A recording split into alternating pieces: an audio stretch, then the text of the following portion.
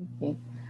Good afternoon, everybody. And on behalf of Camp Coco Wellness Alternatives, I'd like to welcome you to Chill Skills, a wellness class on managing stress. So, once again, my name is Katrina, and today I will be asking you first how you're doing. On a scale of blue to red, para maiba naman, can you check in and see where you are? Um, there's no need to answer. Just tell yourself like where identify where you are. Okay. Then I'd also like to ask you to try and identify the reason you signed up for this workshop. Okay. Uh, what is the first thing that popped into your mind when you found out about this? And try to remember that because we're going to tap into that again later on. Okay. And the third question is, what do you want to be different about how you're handling yourself right now? Like, what change is it that you want to see? Okay. So once you have those answers, then you're all set for our workshop today, which is called our Chill Skills Toolkit. So this Chill Skills Toolkit is something that we have inside of us. It's like like a makeup kit, I like to call it, because it's something that we have accumulated, over time.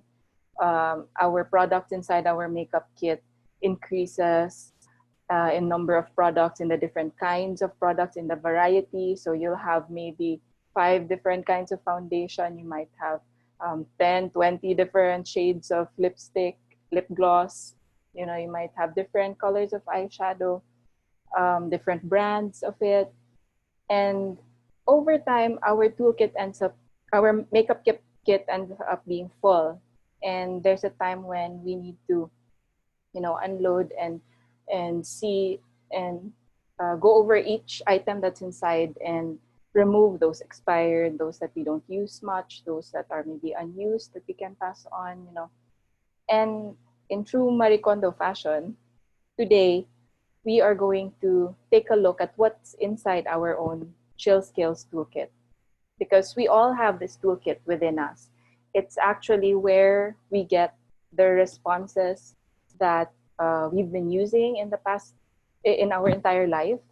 All these responses that we use when we're faced with challenges, when we're faced with stress, anxiety, with different situations. This toolkit that we have is full of these resources, but not all resources are being used, or some resources might no longer be appropriate. So today is the time for us to unload everything, remove everything, and to restock and see what the essentials are, what's necessary for me to carry moving forward. Okay? So there are actually just 4 essentials that I'm going to identify today. All right? And the first tool is our breath. Okay? So to begin, we're going to do a quick breathing exercise. And I'd like you to sit or stand with your elbows slightly back, whatever is comfortable for you. You may close your eyes if you feel that is what you need right now. And then inhale. And hold your breath. 3, 4, 5, 6, 7. And exhale.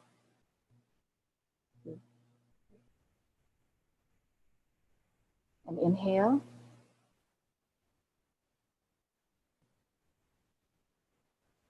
Hold your breath. Exhale. And just continue breathing.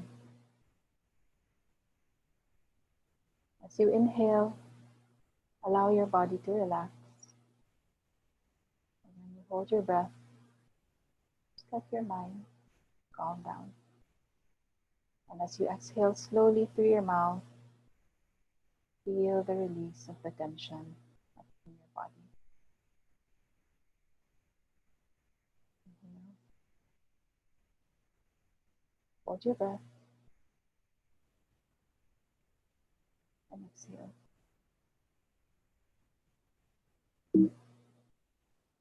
Just continue breathing.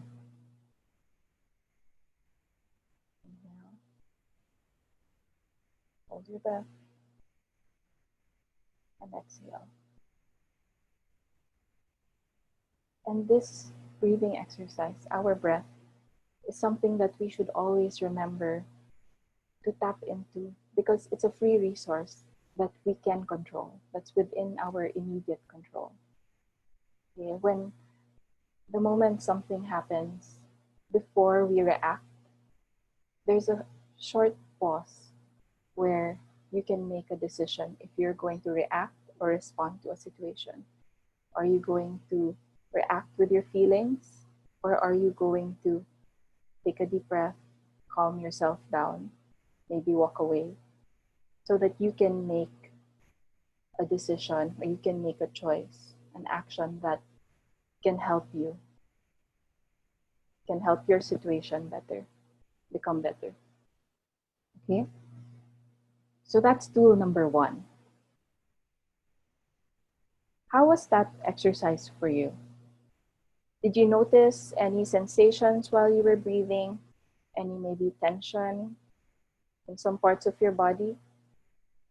And if you did feel any tension, after breathing several times, did that make the tension go away, or did it increase the tension?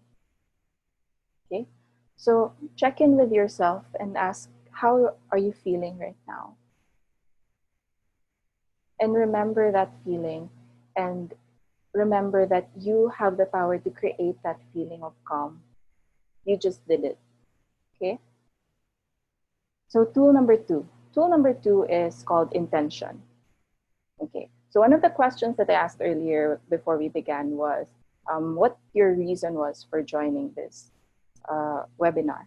And that question was actually to help you set your intention for today. When we understand our intention, when we identify our intention, we are able to behave or to make decisions that are more in line with what we want for ourselves.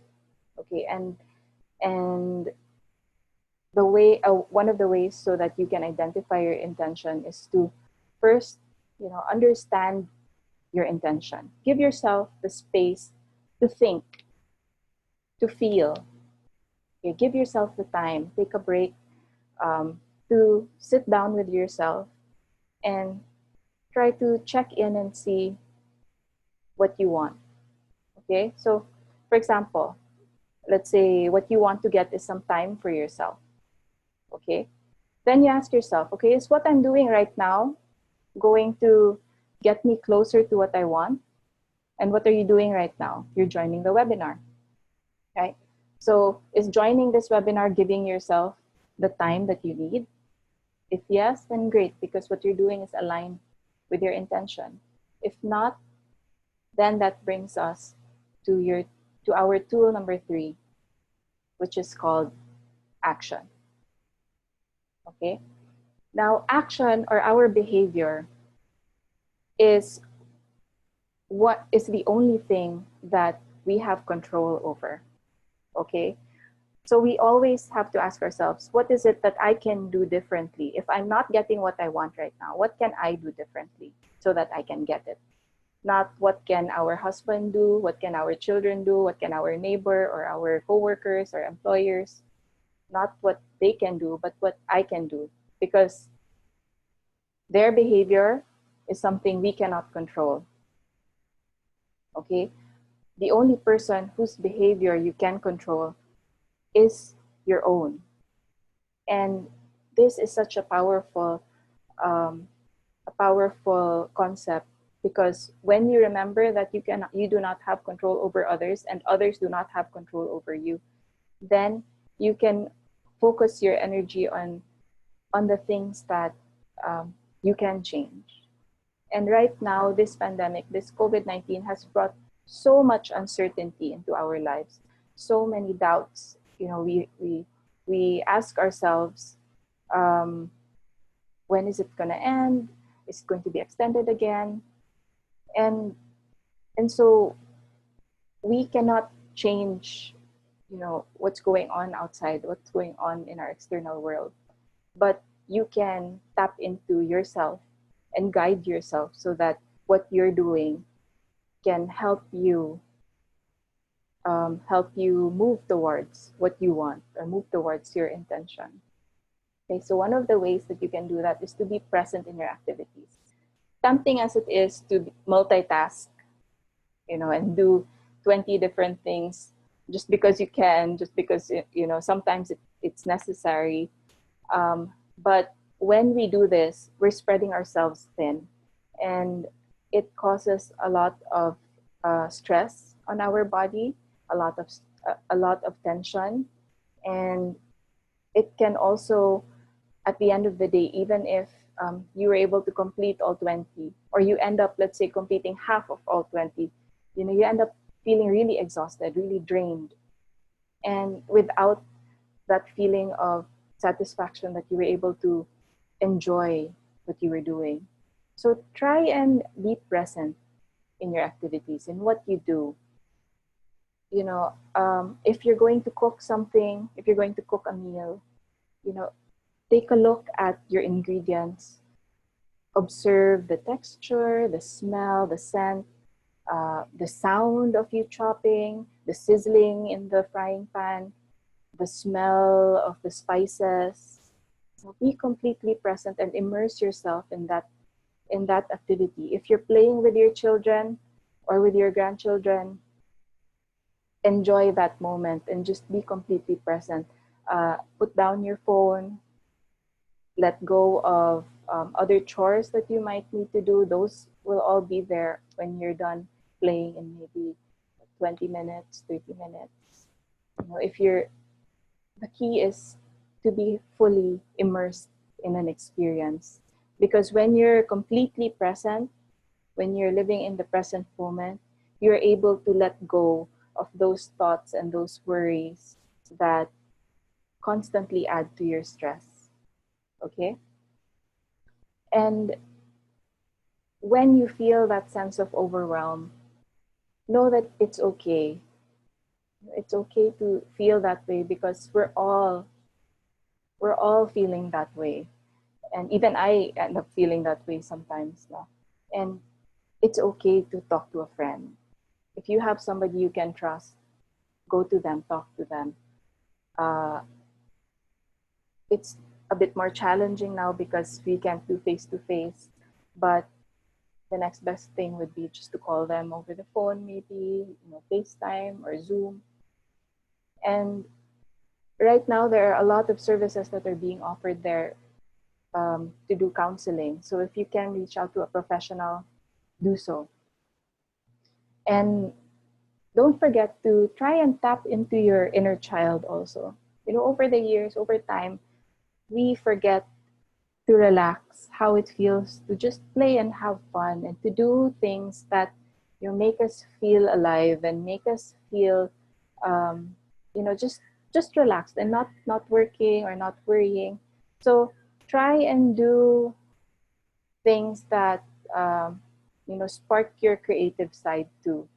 Even if you're not creative, you can color. There are a lot of templates you can print there. Just color. You can make art. If you have a hobby, you can sew. You can bake maybe. The goal is to tap into the other side of your brain that might not be as used, because we're always in thinking mode, always in work mode. When we relax, that's when we can release our happy hormones, also the endorphins. Okay, so try to give yourselves a chance to play also. And also, because of this unique, COVID-19 situation, a lot of people have really increased their screen time.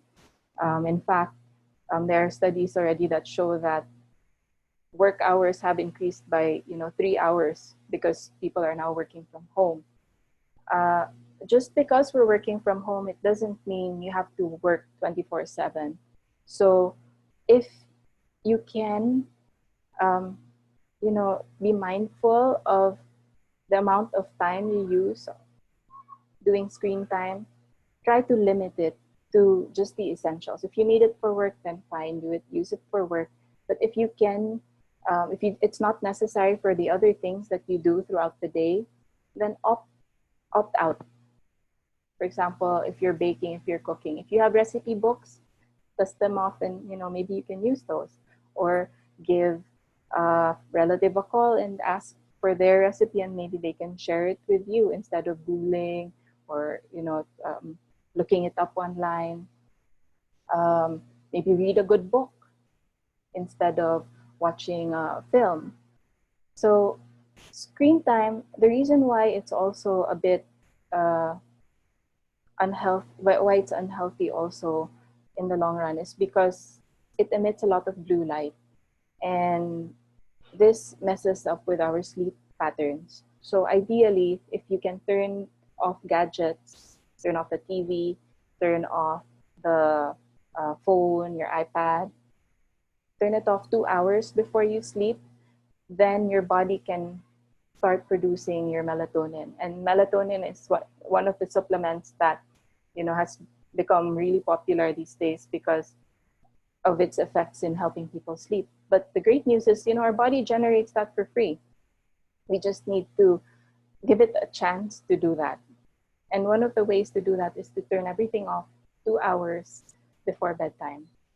And that will signal our brain, it will tell our brain, okay, it's no longer daytime, it's time to rest, time to get the melatonin going. All right. And tool number four is space, holding space. I'm not sure if you've heard of this term before, but when you hold space for somebody, it's like if a friend is talking to you and sharing their problems with you, you as the listener are holding space for that person.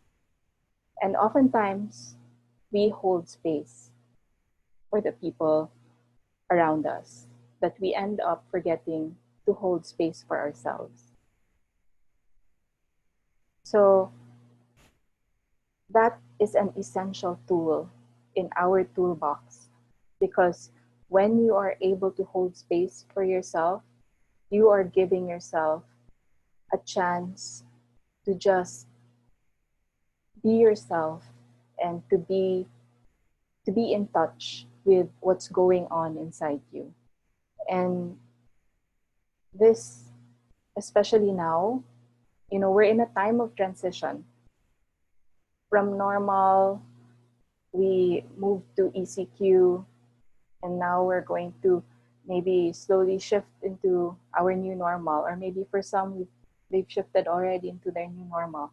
So there's so much change going on. It's the only thing that's constantly been there, change.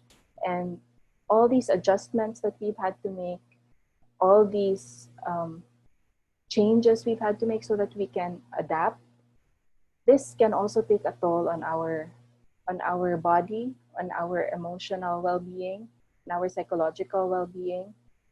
And that's why it's so important for us, try and just sit with ourselves and ask ourselves the questions we want to ask ourselves. You want to know, what's my new normal going to look like? What am I going to do after ECQ? What if there's a second wave? How do you feel? Okay. Sitting with yourself to understand how stressed you are. And when you understand how stressed you are, then you can start, understanding better, okay, maybe this is why I snapped today.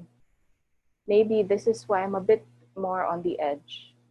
Maybe this is why I feel exhausted. Okay? So when you do that, you don't have to judge yourself. Okay, talk to yourself kindly. It's okay to feel stressed. It's okay to feel that way. You are where you are, and that is okay. So talk to yourself kindly as if you were talking to a friend. If a friend would come to you and tell you, you know, I'm so tired, I'm so exhausted, I don't know what to do, I'm going nuts here, would you tell that friend just to go away or just sleep over it? Would you tell that friend that? No, you would comfort that friend, right? And tell that friend, oh, okay, tell me about it. How are you feeling? So the same way that you would treat that friend, that's how you must approach yourself too. Okay? You have to start thinking that you are enough. Okay? That you will not stress, make that decision that you will not stress over things that you cannot control. And to understand that it's okay. It's okay to make mistakes, to have bad days, to be less than perfect, to do what is best for you, and just to be yourself. It's okay. And to try and, say things differently this time. Instead of telling yourself and by being harsh or critical, try saying, instead of saying that was stupid, say, okay, I could have handled that better. Or relax, everyone makes mistakes. Or instead of saying you can't deal with this, you can say whatever happens, you're going to handle it. Okay? Or this will never work. You'll never be able to do that. What do you need to learn in order to be able to do that, to make it work? Okay? Or instead of saying you can't, try thinking that you can. Our thoughts and our words, these are so powerful, and this can help make or break a person.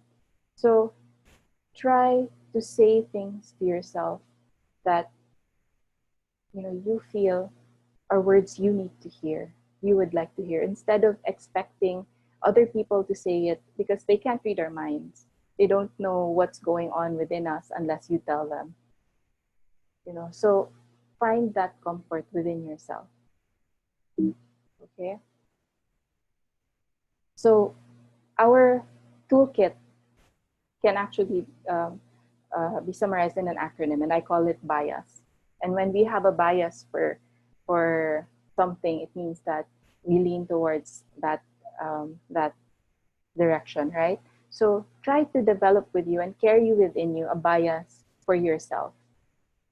Sometimes we're so focused on the external, on the people around us, that we forget ourselves. So try and look within and remember that you have your breath. You have an intention. You can set that intention. You can change your action, and that you can hold space for yourself. Okay? Start where you are, use what you have, and just do what you can. You are enough, and you have the power to take care of yourself too. You just need to choose yourself today. Thank you very much.